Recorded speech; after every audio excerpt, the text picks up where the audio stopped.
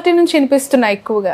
ప్రేమ ఎక్కువ ఉంది అనుకోండి, మా పార్టీ వాళ్ళకి ప్రేమ ఎక్కువైంది. ప్రేమ ఎక్కువైతే మీ గురించి పొగడాలి కదా. పొగుడుతురు కదా, వెంకట్ మంత్రి పదవి కావాలని చెప్పి ఆశిస్తుండని చెప్పి పొగిడినట్టే కదా అది. దాన్ని మనం తిట్టు లెక్క తీసుకుంటే తిట్టినట్టు పొగడతా లెక్క వాళ్ళే ప్రచారం చేస్తే సంతోషమే కదా. Okay, Balmuri Venkat NSU president కంటే ముందు బాధ్యతలు చేపట్టిన పొన్నం ప్రభాకర్ గారితో ఏం ఇష్యూస్ ఉన్నాయి మీకు? బాగా రైవల్టీస్ ఉన్నాయి, స్టిల్ ఇంకా అవి కొనసాగుతున్నాయి అని చెప్పి. పొన్నమన్నకి నాకు ఎటువంటి పంచాయతీ లేదు.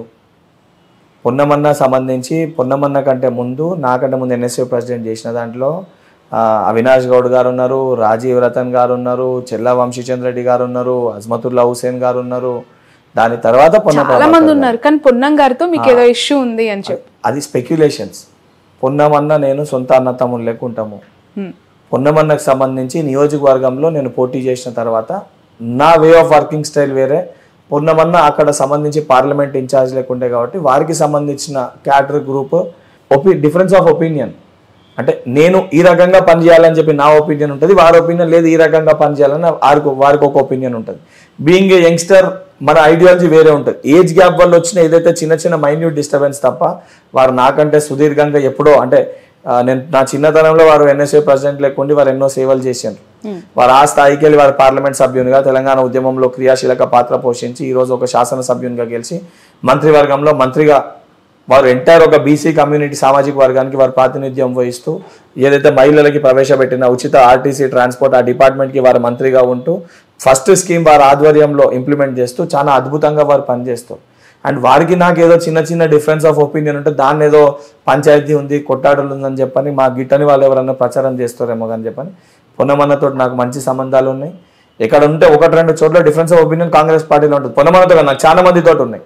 ఇప్పుడు నేను ఒక డెసిషన్ తీసుకుంటా, అది సీఎం గారు తప్పన్నా కూడా నేను వెళ్ళి కొట్టాడుతా, అది నా రైట్, అది బికాజ్ ఇట్స్ మై ఫ్యామిలీ. నేను బయటంతో కొట్టాడుతున్నాను కదా, నా కుటుంబ సభ్యులతో నేను కొట్టాడకపోతే ఎట్లుంటది? రాష్ట్రంలో కాంగ్రెస్ ప్రభుత్వం అధికారం చేపట్టి 100 రోజుల పరిపాలన పూర్తి చేసుకోండి, నిజంగా పరిపాలన అందిస్తున్నాం అనుకుంటున్నారా? రాజకీయాలే ఇంకా కొనసాగించాలనుకుంటున్నారా? అసలు రాజకీయాలు ఏంటి చేస్తున్నాము?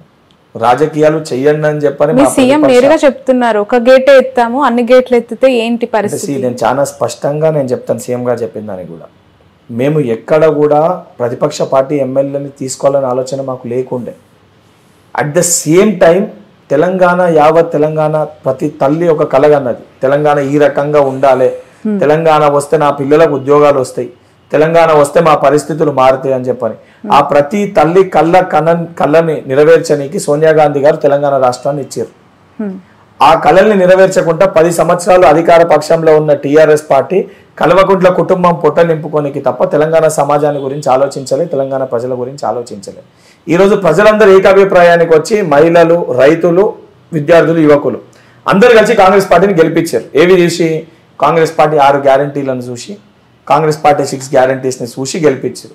ఆ గెలిపించిన కాంగ్రెస్ పార్టీని అప్రజాస్వామ్యబద్ధంగా, అంటే మేము ప్రజాస్వామ్యబద్ధంగా గెలిచినాక ఎలక్షన్ అయిపోయినాక నెక్స్ట్ డేకి వెళ్ళి 8 ఎమ్మెల్యేలు ఉన్న బీజేపీ పార్టీ నాయకులు మాట్లాడతారు కాంగ్రెస్ పార్టీ కూలిపోతుంది అని చెప్పని. దాదాపు 15 ఎమ్మెల్యేలు తక్కువ ఉన్న టీఆర్ఎస్ పార్టీ వాళ్ళు మాట్లాడతారు కాంగ్రెస్ పార్టీ కూలిపోతుంది అని చెప్పని. ఇప్పుడు మీరు అసలు మీకు సంఖ్యనే లేదు. ప్రజలు ఒక తీర్పు ఇచ్చి ఒక పార్టీని గెలిపించారు. గెలిపించినప్పుడు మళ్ళా కూలిపోతే ఎప్పుడు కూలిపోవాలి? ఎలక్షన్స్ అయిపోయినాక కూలిపోవాలి. దానికి ధీటుగా కాంగ్రెస్ పార్టీ అధికారంలోకి వచ్చిన తర్వాత కూడా అంటూనే ఉంది కదా, మళ్ళీ అధికారంలోకి బీఆర్ఎస్ రాదు, అసలు మీరు మళ్ళీ ఎన్నికల్లో పోటీ చేయకుండా కుదేరైతుంది మీ పార్టీ. మేము ఇచ్చేది ఏంది? మళ్ళీ అధికారంలోకి రాదంటే మళ్ళీ ఎలక్షన్ టైం గురించి మేము చెప్తున్నాము. మేము చెప్పేది ప్రజాస్వామ్యబద్ధంగా ఎలక్షన్స్ మళ్ళీ మేము గెలుస్తామని చెప్తున్నాం. వీళ్ళు 6 నెలలు కూలిపోతారు, 6 నెలల మళ్ళీ ఎలక్షన్స్ వస్తాయా? 6 నెలల్లో కూలిపోతే అని చెప్పి వీళ్ళు ఏదైతే నెగిటివ్ ప్రచారం చేస్తారో దాని వల్ల ప్రజల్లో ఒకలాంటి క్వశ్చన్ మార్క్ వస్తుంది. అరే మాకు ఇచ్చిన 6 గ్యారంటీలు జరిగాయా? అరే ఏంది పరిస్థితి, ఎవరైనా పోతారా అని చెప్పి ప్రజలకు ఒక కాన్ఫిడెన్స్ కల్పించండి. కాంగ్రెస్ పార్టీ కేవలం 64 మంది 65 మంది కాదు, ఉన్న వేరే ప్రతిపక్ష పార్టీలో ఉన్న శాసనసభ్యులు కూడా వాళ్ళ ఎమ్మెల్యేలుగా ఉండి వాళ్ళ సొంత ప్రతిపక్ష పార్టీ నాయకుడు ఈ ప్రజాస్వామ్యాన్ని గౌరవిస్తలేడు. ఎందుకంటే ఆయన గడి పరిపాలన చేసింది కాబట్టి ఆ గడి పరిపాలన నచ్చింది.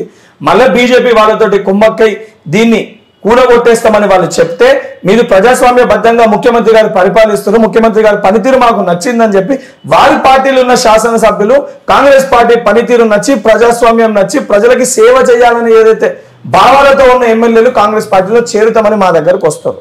వచ్చిన ఎమ్మెల్యేని 100% ప్రజలకు ఒక నమ్మకాన్ని కల్పించడానికి కాంగ్రెస్ పార్టీ ఇంకా బలంగా అవుతుంది, ఇది మన ప్రభుత్వం, మీరు తెచ్చిన ప్రభుత్వం ఇంకా బలంగా అవుతుందని చెప్పని ఆ నియోజకవర్గాల్లో ప్రజలు వాళ్ళపైన ఒత్తిడి చేస్తే వాళ్ళు ఇందులో వచ్చి చేరుతారు. అసలు వాళ్ళని చేర్చుకుంటున్నాం తప్ప మేము మా దగ్గర ఉన్న ఏదైతే సంబంధించి డిపార్ట్మెంట్లను, పోలీస్ డిపార్ట్మెంట్లను, ఎంక్వైరీ డిపార్ట్మెంట్లను పంపించి బెదిరించి భయభ్రాంతులకు గురి చేసి మేము పార్టీలో చేర్చుకుంటలేం. బాగా చేసినట్టు బీజేపీ టీఆర్ఎస్ వాళ్ళు చేసినట్టు మేము చేస్తలేం. అంటే మీ పార్టీ కూలిపోతుంది, మీ పార్టీ 6 నెలల్లో పడిపోతుంది అన్నదానికి ఇదేనా మీరు ఇచ్చే నిదర్శనం? అంటే పక్క పార్టీ నుంచి మ్యాండేట్ బరాబర్ 64 ఇచ్చారు కదా, మీకు అదే చెప్తున్నా, అవసరమా? మీకు అదే చెప్తున్నా. ఇప్పుడు ఒక కాన్స్టిట్యున్సీలో ఉన్నప్పుడు హైదరాబాద్ లో ఎక్కడ కూడా మాకు ఎమ్మెల్యే లేరు కదా. హైదరాబాద్ పార్లమెంట్ లో గతంలో ఎక్కడన్నా బీఆర్ఎస్ పార్టీ నాయకులు కానీ బీజేపీ పార్టీ నాయకులు కానీ, మన స్టేట్ లో బీఆర్ఎస్ తీసుకోండి, ఇతర రాష్ట్రాల్లో బీజేపీ, మా పార్టీ శాసనసభ్యుడు ఉంటేనే స్కీమ్ వస్తుంది, మా పార్టీ ఎమ్మెల్యే ఉంటేనే డబుల్ బెడ్రూమ్ ఇల్లు వస్తుంది, మా పార్టీ ఎమ్మెల్యే ఉంటేనే పెన్షన్ వస్తుంది, మమ్మల్ని గెలిపిస్తేనే దళిత బంధు వస్తుంది, మమ్మల్ని గెలిపిస్తేనే మీకు సంబంధించిన మా స్కీమ్స్ అన్ని వస్తాయని వాళ్ళు మాట్లాడారు. కానీ కాంగ్రెస్ పార్టీ అధికారంలోకి వచ్చినాక హైదరాబాద్ లో మాకు శాసనసభ్యులు లేకపోయినప్పటికీ కూడా అక్కడికి వెళ్ళి ప్రజలకి నేను ముఖ్యమంత్రిని, తెలంగాణ రాష్ట్రానికి 119 నియోజకవర్గాలకి రేవంత్ రెడ్డి గారు ముఖ్యమంత్రి, అక్కడ కూడా ప్రజల సంక్షేమం కోసం నిధులు శాంక్షన్ చేశారు. ఆదిలాబాద్కి వెళ్ళి, అదేవిధంగా ఏదైతే నిర్మల్కి వెళ్ళి, దాంతోపాటు ముదల్కి వెళ్ళి వచ్చిన బీజేపీ పార్టీ శాసనసభ్యులు వచ్చే సమస్యలు ఉన్నా వారిని కూడా కలిసి వాళ్ళ కాన్స్టిట్యున్సీ సమస్యలు ఏందని అక్కడ కూడా నిధులు కేటాయించారు. ఎందుకంటే దిస్ ఇస్ డెమోక్రసీ, ఇది ప్రజాస్వామ్యం. ఎలక్షన్స్ వరకు పార్టీలు వేరే, మన స్కీమ్స్ వేరే.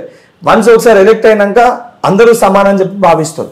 భావించేదాన్ని అసలు ఇక్కడ లేనోళ్ళు ఇష్టం ఉన్నట్టు కూలిపోతుంది అంటే ప్రజల్లో ఒక డౌట్ క్రియేట్ అయ్యి ప్రజలు భయపడుతున్నారు. మాకు ఇచ్చిన 6 గ్యారంటీలు అమలైతే కాదా, వీళ్ళు నిజంగా ఇది చేసి ఇతర రాష్ట్రాల్లో చేసినట్టు బీజేపీ కొన్ని రాష్ట్రాల్లో 10 మంది ఉన్న పట్టుమని మొత్తం గుంజుకొని చేసినట్టు ఇసొంటిది ఏమన్నా చేస్తే ఇబ్బంది. ప్రజల కోసం పక్క పార్టీ నుంచి జాయినింగ్ చేయించుకుంటుంది కాంగ్రెస్ పార్టీ. మీకు అదే చెప్తున్నా, ఒక నమ్మకాన్ని కల్పించడానికి తప్పనిసరిగా చేసుకోవాల్సిన అవసరం ఉంటుంది, 100% అవసరం ఉంటుంది. ఎందుకంటే మేము సేవ చేయాలనుకుంటే 6 గ్యారంటీలు మేము అమలు చేయాలనుకుంటున్నాము.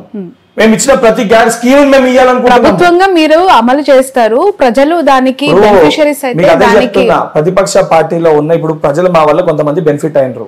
ఫర్ ఎగ్జాంపుల్ ఇప్పుడు XYZ కాన్స్టిట్యున్సీ, దానం నాగేందర్ గారి కాన్స్టిట్యున్సీ చూసుకోండి, ఖైరతాబాదే చూసుకోండి. అక్కడ ఉన్న ప్రజలందరూ ఒత్తిడి చేసినాక అక్కడ ఉన్న ఎమ్మెల్యే మా పార్టీలో చేరుతా అంటే ప్రజల అభిప్రాయం మేరకు ఆయన వస్తా అంటే తీసుకోవడం తప్ప. అంటే ఒక ఎమ్మెల్యే ప్రజల ఆమోదంతో గెలిచి చట్టసభల్లో అడుగు పెట్టిన తర్వాత ఆ ఎమ్మెల్యే అధికార పార్టీలో ఉన్న ఎమ్మెల్యేనే, అదే ప్రోటోకాలే, ప్రతిపక్షంలో ఉన్న ఆ ఎమ్మెల్యే అలానే కొనసాగుతారు, అదే ప్రోటోకాల్ కదా. ఇప్పుడు టిఆర్ఎస్ పార్టీలో ఒక నియంత లేక ప్రతిపక్ష పార్టీ నాయకుడు ప్రజాస్వామ్యంలో అధికార పక్షం ఎంత అవసరమో ప్రతిపక్షం కూడా అంతే అవసరం. చర్చకి రండి అని అంటే అసెంబ్లీలోకి రాకుండా, లేదు నేను ఒక దొరని, నేను ఒక డిక్టేటర్ని, నేను చర్చలకి రాను, నేను నాయకుడిని, నేను చెప్పినట్టు అందరు వినాలని చెప్పని ఎమ్మెల్యేలు ఏ రకంగా పనిచేయాలి, ఏ రకంగా మాట్లాడాలి వాళ్ళ స్క్రిప్ట్ పంపిస్తే వాళ్ళ ఒత్తిడి తట్టుకోలేక మేము ఎమ్మెల్యేలు గెలిచినా కూడా ఇది ఎక్కడ మా పైన ఇది మీరు మాట్లాడుతుంది ఏంటంటే మీ అభిప్రాయాలు, మీ పార్టీ విధానాలు ప్రజల పేరుతో ప్రజల మీద రుద్దే ప్రయత్నం చేస్తున్నారు. ప్రజలు అంటున్నారు కదా, ప్రజలు భయపడుతున్నారు కదా అని పక్క పార్టీ నుంచి చేర్చుకుంటున్నామంటే రేపు ప్రజలు సీఎం ని దిగి. ఇప్పుడు ఆపరేషన్ లేకుండానే మోకాళ్లకు ప్లాస్మా ట్రీట్మెంట్, మీ ఆర్థోపెడిక్ సమస్యలన్నిటికీ రోబోటిక్ టెక్నాలజీ ద్వారా తక్కువ ఖర్చుతో శాశ్వత పరిష్కారం, ఫ్రీ కన్సల్టేషన్, ప్రతి ట్రీట్మెంట్ పై 20% డిస్కౌంట్. ఈ ఆఫర్ కొద్ది రోజులు మాత్రమే, త్వరపడండి. V9 hospitals 9281465842.